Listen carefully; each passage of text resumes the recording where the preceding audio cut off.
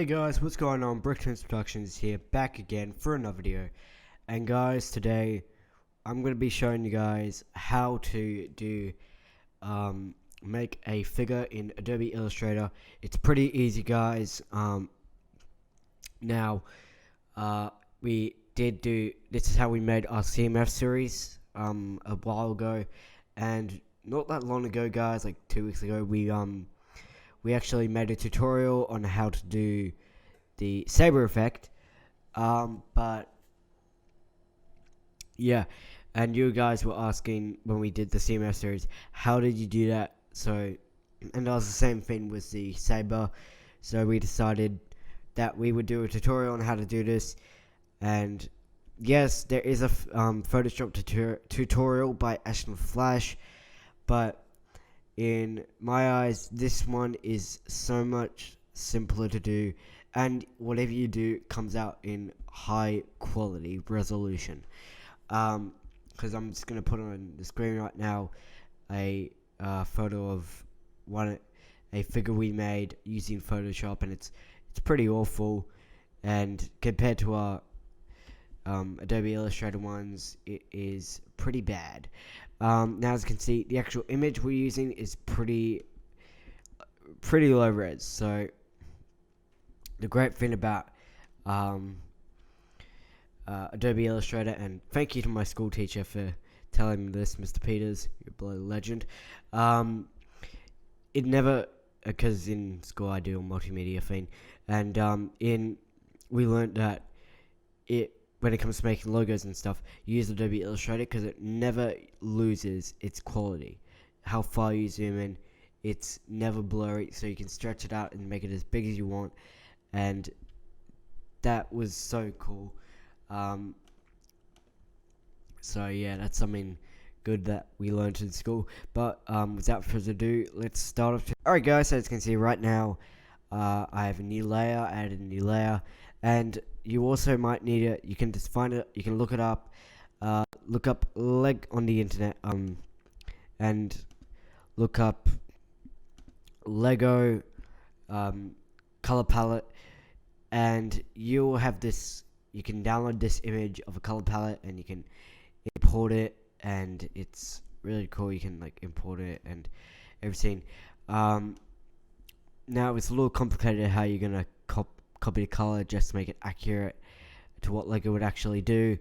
And so what you're gonna want to do when it comes to making the color, I'm just gonna make it the outline a simple black.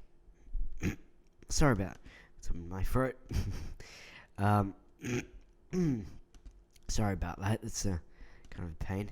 Okay, so what you want to do is you're gonna press this none button, and now what you want to do is go to Eyedropper Tool, and right, that's annoying. And choose any color that you want. I'm gonna go for a red, and as you can see, it will pop up here if you click it to like spam your spam right, or click it as much as you can until you have it showing up in your little bar down here.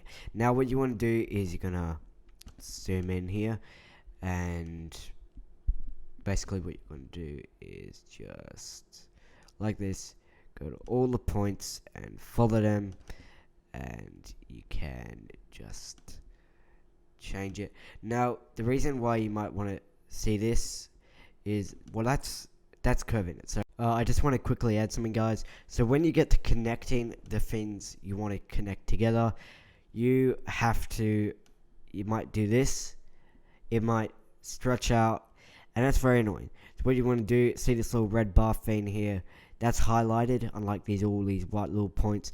The red part means it's highlighted, and what to do is,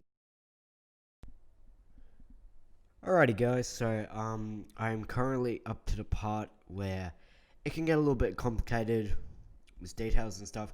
So what you're going to want to do is, when it comes to making these legs, the details and stuff, because right now it's just a rectangle on its side. So what you want to do is press the I, that makes it disappear. We're going to add a new layer, and we are going to hide this fill, so that means it will be just the line. So what you're going to do is basically just make a line of what your leg is and what you want it to be, and yeah, now this will be done for the arms as well when we get to the hands, and yeah, and it'll be really good. I mean, it's just a simple figure with only face printing, because we wanted to keep it simple for you guys, so it'd be easy for you guys to learn. And alrighty guys, so as you can see right now, I have finished all of the little coloring. I filled everything in and I've added all these little details, but now it's for the actual face, because he looks a little weird right now. So let's get on to that. So we're gonna make sure this doesn't show, and now we can get onto work. So we're going to do a new layer, and we're going to change the color to black, because that's what the color of the eyes are. And we're going to make it the classic minifigure, just those blank staring eyes that stare into you.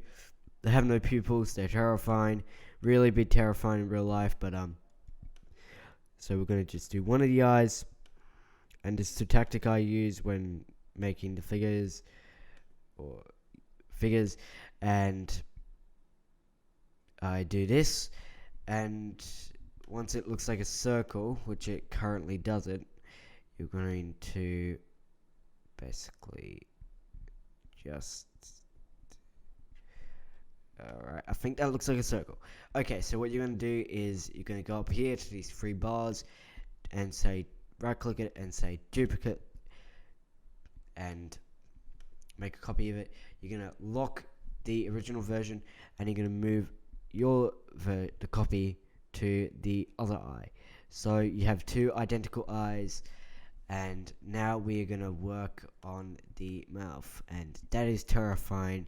It's late at night, and when I go to sleep, those eyes are probably going to give me nightmares. Don't look, I'll be fine. Imagine if I wake up tomorrow having a nightmare about this Lego minifigure just staring blankly at me in the middle of the night, 3 a.m. Nice clickbait. Alright. And that is really nice. God, this guy looks really weird. Hey, he kind of looks like someone I know. Hey, kind of looks like me. Alright, so that is basically done. Now, actually, just for the fun of it, I'm just going to add just a little paintbrush tool. I'm going to change it to red for red. And